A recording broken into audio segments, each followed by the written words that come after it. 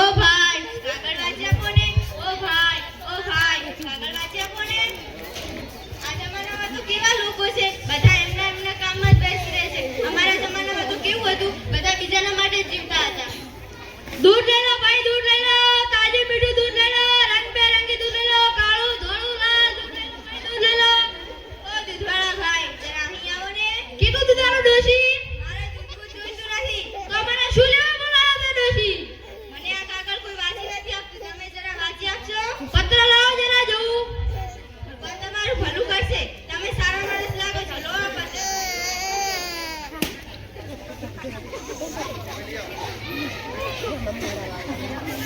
ભાઈ તમે કેમ રડો છો? ભાઈ કહો તો જરા કે શું થયું છે?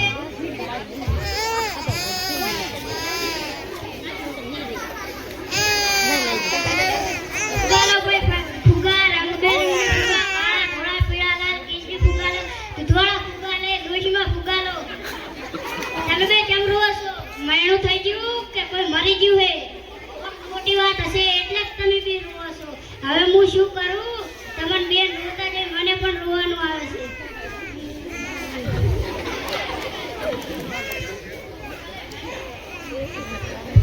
એટલે આ ત્રણ આમ કેમ રડતા હશે? તમે બધા કેમ રડો છો? અરે ભાઈ હું પૂછું છું કે તમે લોકો કેમ રડી રહ્યા છો?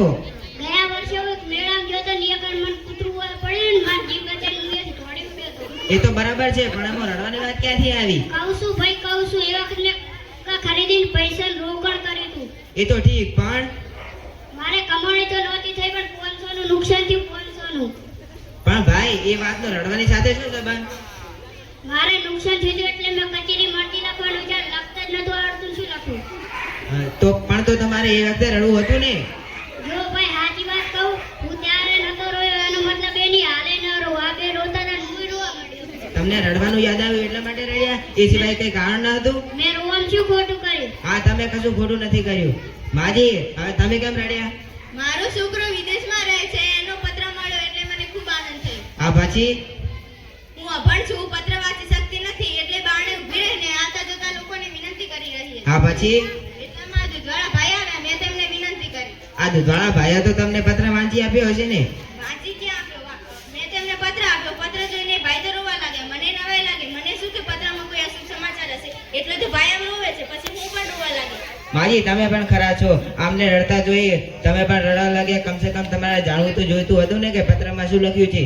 એ તો ભાઈ કહેતા જ નતા, એમને રડતા જોઈને મને પણ રડવું આવી ગયું. હવે દૂધવાળા ભાઈ તમારો વારો, તમે કેમ રડ્યા? જો ભાઈ હું સાચી વાત કરું, હું રડ્યો ત્યારે ભણવા જ જતો, આખો દાડો રખડ્યા કરતા. માર ડોહુ મને કહેતા, બેટા ભણજી ને ભણ્યા વગર આ સંસારમાં કોઈ નહીં. માર માસ્તર પણ હોટી મારે તોય હું ભણવા જ ન જતો, આખો દિવસ રખડ્યા કરતો. ભણતર તો જરૂર છે ને ભાઈ. એ તો હું પણ સમજુ છું, પણ નોનો તો તારી વાત સમજો જ નતો. પત્ર જોઈને તમે રડ્યા, એનું શું કારણ? નાનપણમાં ભણ્યો એટલે સાવ અભણ રહી ગયો. અભણ હોવાના કારણે આ ડોશીનો પત્ર ન વાંચી શક્યો. અફસોસ થઈ, શરમ તે હું રોવા લાગ્યો. મારા જેવા ઠંડ આ સંસારમાં નહીં મળે. ભણ્યા વગર આ સંસારમાં નહીં ચાલે. ભણ્યા